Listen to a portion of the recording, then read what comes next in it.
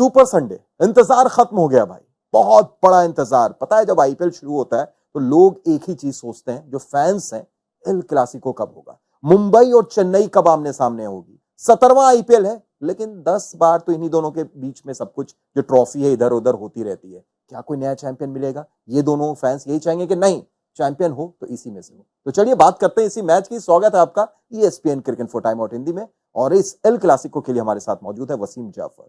बहुत बहुत स्वागत वसीम भाई आपका। शुक्रिया सैयद। तगड़ा मुकाबला, मतलब इस मुकाबले को क्या कहा जाए? ऐसा लगता है कि आप रखिए फिर अपने पास आ जाती है, फिर ट्रॉफी इधर फिर ट्रॉफी इधर। 17 में 10 बार तो इन्हीं लोगों, 16 में, इनफैक्ट ये तो 17वां है, 16 में 10 बार इन्हीं दोनों के बीच में। लेकिन जब ये दोनों के बीच में मुकाबला होता है वसीम भाई, वो भी बड़ा तगड़ा। अभी तक जो एज है वो मुंबई के पास है, 20 बार वो जीते हैं, 16 बार ये जीते हैं। 2021 से बदल जाता है मामला, 4 बार चेन्नई, 2 बार मुंबई। लेकिन जब वानखेड़े की बात आती है तो 11 में 7 Mumbai. I mean no wonder के इसको एल क्लासिको बोला जाता है। तो आई मीन टक्कर का मुकाबला है, इसमें कोई दो राय नहीं है। फॉर वेरियस रीज़न ऐसा लगता है कि एमएस धोनी उधर कप्तान नहीं है, इधर रोहित शर्मा कप्तान नहीं है, तो दोनों ही जगह पे एक नए कप्तान नज़र आ रहे हैं। और अच्छा मुकाबला देखने को मिलेगा। आई मीन मुंबई अपने रंग में आती हुई नज़र आ रही है। जो शुरुआत जो धीमी रही है उनकी, उसके बाद जो पिछले 2 मैच जीते हैं जिस तरह से, तो वो ऐसा लग रहा है कि उनकी गाड़ी पटरी पे आ रही है। वहीं चेन्नई थोड़ा सा 1-2 बार ऐसे लगा के धसल गए, लेकिन अपने ग्राउंड में तो वो कमाल खेल रही है। लेकिन इस बार वानखेड़े में आके खेलना है तो वहाँ पर नंबर्स इतने अच्छे नहीं है। बट आई फील कि दोनों ही टीम बहुत तगड़ी है, और कहीं ना कहीं वो बैटल एल क्लासिको देखने को मिलेगा। एक और बैटल चल रही है। मैं जब आ रहा था तो कुछ लोग थे, कह रहे थे यार इस बार गर्मी बहुत जबरदस्त पड़ रही है बॉम्बे में, तो हो सकता है कि हाई टाइड भी इस बार कुछ ज्यादा रहेगी, ऐसा बता रहे थे। ये लोग अपना अपना आंकड़ा देखते रहते हैं। एक आंकड़ा यहां पर भी है जो बता रहा है कि वानखेड़े में टोर्नेडो आ सकता है। सूर्य कुमार यादव जिस अंदाज में उन्होंने बल्लेबाजी की है पिछली बार, क्या शतक, अर्धशतक लगाया उन्होंने, पर उनको रोकने के लिए वसीम भाई एक आंकड़ा भी है, रविंद्र जडेजा। अब गेस कीजिए रविंद्र जडेजा और स्काई में किसने बाजी मारी होगी और कितनी बार जडेजा ने आउट किया होगा स्काई को। वेल, जब आप बोल रहे हो तो मुझे ऐसा लग रहा है कि वो जडेजा का ही आंकड़ा भारी होगा, क्योंकि ऐसे बहुत कम लोग हैं कि जो उसको बांध कर रखते हैं, सूर्य कुमार यादव को।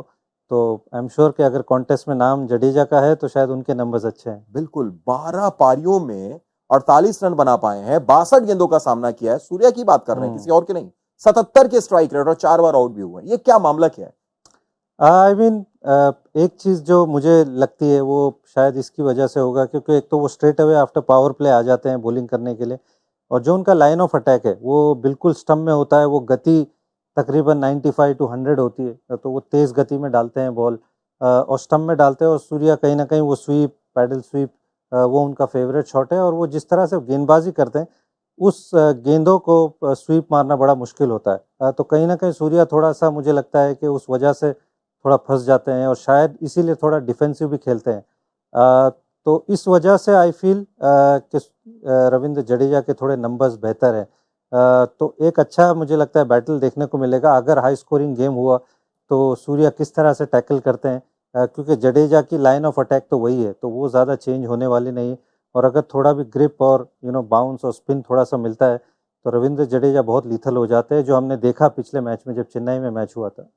और दूसरी तरफ जसप्रीत बुमराह को कैसे टैकल करती है चेन्नई, ये भी देखना होगा। जिस अंदाज में है वो, पर्पल कैप की रेस में सबसे ऊपर मौजूद है, 10 विकेटें, इकोनॉमी वसीम भाई 6 से भी नीचे की। पिछले मैच में फाइफर उन्होंने लिया है, और सामने चेन्नई की एक जिसको कह सकते हैं कि भारी भरकम बल्लेबाजी वाली टीम है। एक दिलचस्प मुकाबला, बहुत ज़्यादा। आई मीन अगर हम कहें कि अब तक जो स्टैंड आउट परफॉर्मर रहा है इस पूरे आईपीएल में अक्रॉस बैटर्स और बॉलर्स, तो मुझे लगता है जसप्रीत बुमराह उस रेस में डेफिनेटली बहुत आगे है।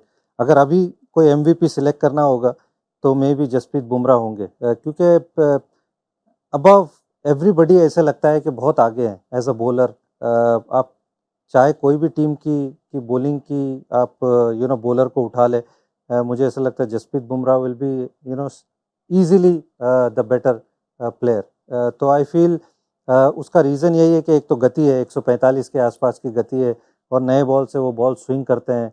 यॉर्कर इतना सटीक है। नए बॉल में मुझे लगता है कि मलिंगा के बाद शायद ही कोई इतना एक्यूरेट यॉर्कर डालता होगा।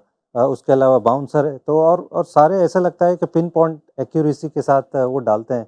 और बैट्समैन को गेसिंग करते रहते हैं, और ऐसा लगता है कि उनका जो रिसर्च है हर एक बैट्समैन के लिए वो बहुत सटीक है, और इतनी एक्यूरेसी के साथ डालना, जबकि आपके पास सिर्फ 24 गेंदें हैं, हैंड्स डाउन के मतलब बहुत कमाल की गेंदबाजी कर रहे हैं, और हेड एंड शोल्डर अबव है एनी बॉलर। और आपने तो खैर हमारी भी मुश्किल बढ़ा दी है, इतनी ज्यादा हेडलाइन की आपने बातें बोली हैं कि अब इसको रखें, दिमाग में वही चल रहा है।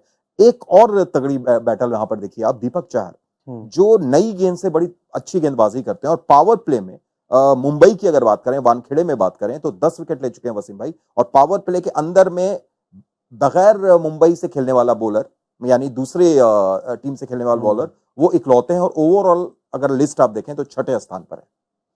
I mean first of all तो वो फिट है कि नहीं ये देखना होगा, क्योंकि पिछला मैच शायद उन्होंने खेला नहीं था, तो अगर वो फिट होंगे तो वो डेफिनेटली एंजॉय करेंगे वानखेड़े में खेलना, इसमें कोई दो राय नहीं, क्योंकि वो पेस, वो बाउंस यहाँ पे देखने को मिलती है, बॉल स्विंग होता है, तो नो वंडर कि वो यहाँ एंजॉय करते हैं इतना बॉलिंग करने के लिए। तो अगर वो फिट होंगे तो वो अगेन मुंबई के ओपनर्स के लिए थोड़ी सी दिक्कत तो पैदा करेंगे, क्योंकि दोनों तरफ स्विंग करते हैं, तो जो भी स्विंग बॉलर होता है, तो और हमने देखा है कि रोहित को भी थोड़ी बहुत दिक्कत होती है अगर वो ज़्यादा गति नहीं हो। लेफ्ट हैंडर को दीपक चाहर जनरली अच्छा बॉल डालते हैं, तो एक मुझे लगता है अगेन एक अच्छा बैटल सामने देखने मिलेगा।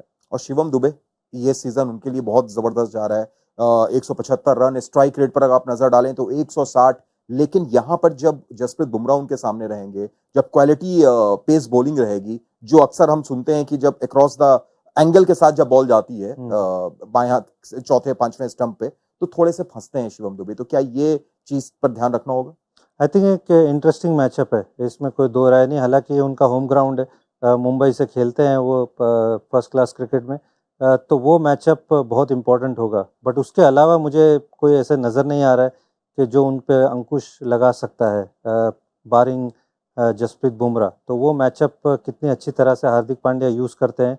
अदरवाइज़ अगर वो पेस और बाउंस उनको मिला बारिंग जसप्रीत बुमराह, तो आपको काफ़ी छक्के देखने को मिल सकते हैं, क्योंकि कमाल की फॉर्म में है, और जिस तरह से वो खेल रहे हैं मुझे लगता है कि एक कंफर्म दावेदार है इंडिया के T20 वर्ल्ड कप के लिए, एटलीस्ट मेरी लिस्ट में। तो आपको वैसा एक्स फैक्टर प्लेयर आपको चाहिए, जो स्पिनर्स को जिस तरह से खेल रहे हैं, इवन फास्ट बॉलर्स को भी, तो आई मीन वो बहुत ही इंटरेस्टिंग फैक्टर होगा मैच में, एक डिसाइडिंग फैक्टर हो सकता है कि शिवम दुबे इस मैच में कैसा खेलते हैं।